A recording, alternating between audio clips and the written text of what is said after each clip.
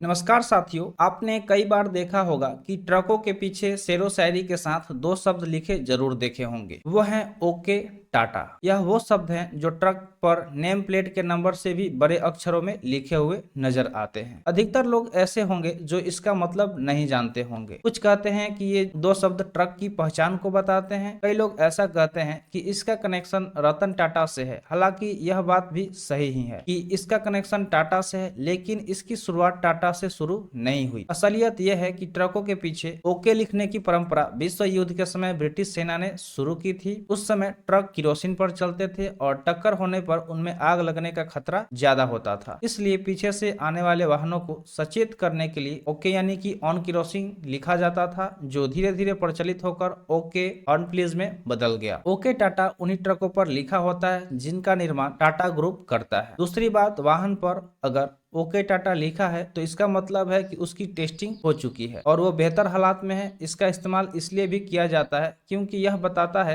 कि गाड़ी की मैन्युफैक्चरिंग और रिपेयरिंग टाटा मोटर्स के मानकों के तहत की गई है। इन वाहनों की वारंटी सिर्फ टाटा के पास है। यह लाइन इस बात पर भी मुहर लगाती है। यह सच है कि ट्रकों के पीछे ओके लिखने की परंपरा काफी पुरानी है। हालांकि यह कहा जाता है कि यह प्रथा ब्रिटिश सेना के समय से चली आ रही है, जहां ओके का उपयोग ट्रकों की जांच या अनुमति के संकेत के रूप में किया जाता था। जहां तक ओके टाटा का सवाल है, यह टाटा मोटर्स कंपनी से जुड़ा है। कंपनी ने अपने वाहनों पर ओके टाटा शब्दों का उपयोग अपनी वाहनों की पहचान और प्रमाणीकरण के लिए शुरू किया। धीरे धीरे यह शब्द ट्रकों के साथ जुड़ गया और पूरे भारत में एक सामान्य ब्रांडिंग का प्रतीक बन गया। आज भी जब कोई ओके टाटा सुनता है तो वह तुरंत ट्रकों के पीछे लिखे इन शब्द को याद करता है, क्योंकि यह भारत की सड़कों पर हर जगह दिखाई देता है। ओके टाटा कंपनी ने भले ही ये दो शब्द अपनी पॉलिसी के लिए बनाए और ट्रकों पर लिखा, लेकिन धीरे धीरे यह ब्रांडिंग का हथियार बन गए। ट्रकों के जरिए ये पूरे देश में प्रचलित हुए। आज भी अगर किसी से ओके टाटा कहेंगे तो वह समझ जाएगा कि कहां पर यह शब्द सबसे ज्यादा लिखा हुआ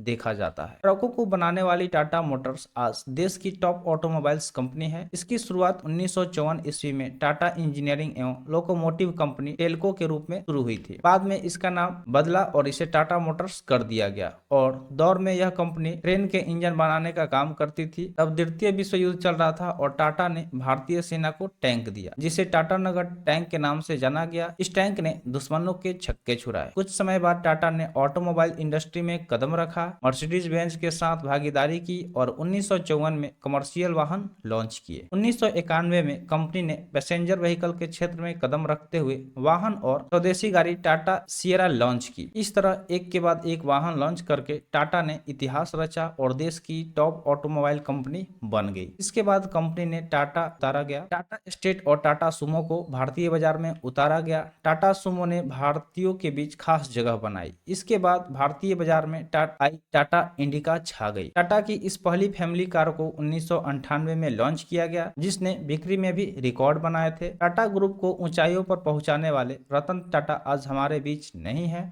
और हाल फिलहाल के दिनों ओके टाटा शब्द के बारे में सर्च किया जाने लगा है। तो उम्मीद करते हैं आपको ये जानकारी पता चल गया होगा। तो ऐसे इन्फॉर्मेटिव वीडियो पाने के लिए चैनल को सब्सक्राइब कर दें। तो मिलते हैं फिर अगले वीडियो में। Thanks for watching. जय हिंद।